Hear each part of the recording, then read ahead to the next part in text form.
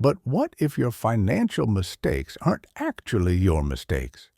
What if every time you overspend, every time you break your budget, every time you make a money decision, you later regret you're not acting out of weakness but out of biology? What if your brain simply wasn't designed for the world you're living in today? Think about how often this happens.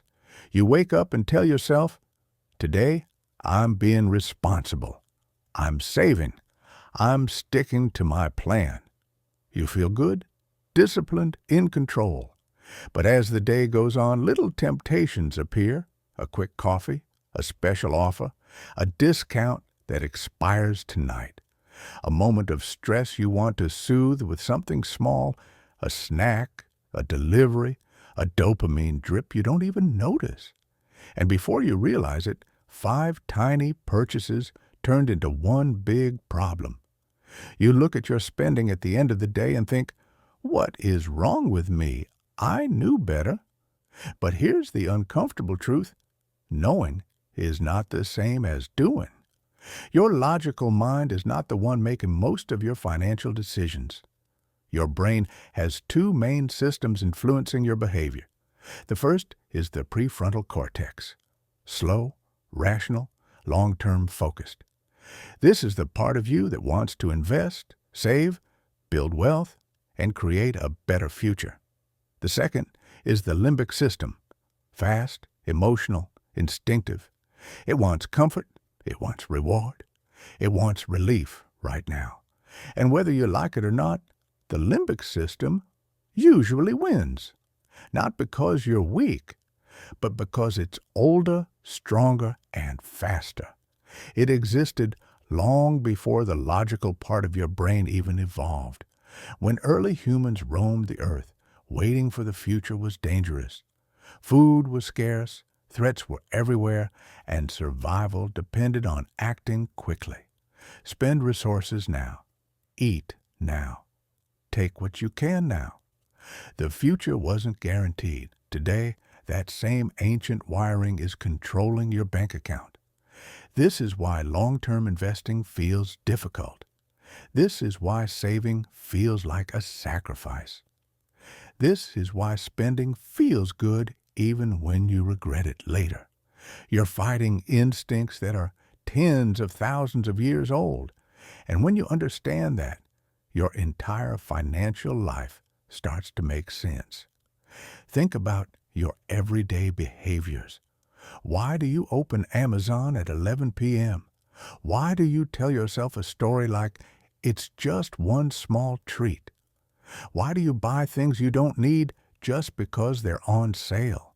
Because your brain doesn't think in dollars. It thinks in energy, comfort, and reward. That feeling of, I deserve this after a long day, that's your limbic system searching for a quick hit of relief. That impulse to buy something the moment it catches your eye, that's your survival brain making a decision before you even realize it.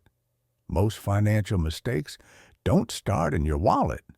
They start in your nervous system. You know this from experience. How many times have you promised to start saving next month? How many times have you sworn to stop checking crypto charts only to open them again 20 minutes later? How often do you avoid looking at your bank account because you're afraid of what you'll see? That avoidance, that hesitation, that pressure building in your chest. It's not about money. It's about emotion. Your brain protects you from discomfort, even at the cost of your financial future. If you ever walked into a store for one thing and walked out with 5, it wasn't because you're irresponsible. Your limbic system was scanning the environment, searching for anything that might give you a sense of pleasure or security. It rewards the feeling, not the logic.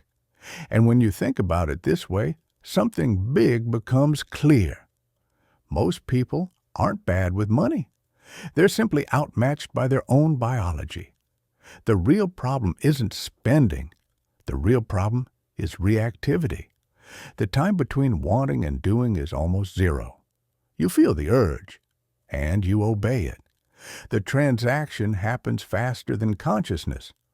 But here's the good news. Once you understand the mechanism, you can reshape it. You can interrupt the instinct. You can slow the reaction. You can create a tiny moment of awareness between the impulse and the action. And that tiny moment changes everything. Because as soon as you pause, even for just one breath, the prefrontal cortex wakes up. Logic comes back online. Your long-term self re-enters the conversation. You stop acting like a caveman chasing comfort and start acting like a strategist building wealth. Try this the next time you feel an urge to buy something you didn't plan. Don't say yes. Don't say no. Just say, wait 10 seconds. 10 seconds sounds like nothing, but it's a brake on the emotional brain, a switch that gives your rational mind a chance to speak. Most impulses disappear before the 10 seconds are even over. Then comes the second part, the system that actually builds wealth. Make your money automatic. Automatic saving, automatic investing, automatic bill payments, automatic limits. Because every time you rely on willpower, you are gambling against your own biology. But when you set up systems, decisions disappear. And when decisions disappear, impulsivity can't sabotage you. Your brain loves autopilot, so let the autopilot work for you. What happens when you combine a 10-second pause with automated money systems? You stop making emotional decisions. You stop sabotaging your own progress. You stop reliving the same month over and over again. You start building momentum. You start building habits. You start building wealth. Not from luck, not from intelligence, but from consistency that survives your emotions. Because the truth is simple. People don't fail financially because they're stupid. People fail because they underestimate how powerful their instincts are. Wealth is not a math problem. Wealth is a behavior problem, and behavior can be trained. So the next time you're about to blame yourself for a financial mistake, pause, breathe, understand what's really happening inside your brain, and give yourself one of the most underrated advantages in finance, a moment of awareness. Because if your financial mistakes aren't really your fault, then you're free to build a system that works with your biology instead of against it. And the question becomes very simple. But what if you started today?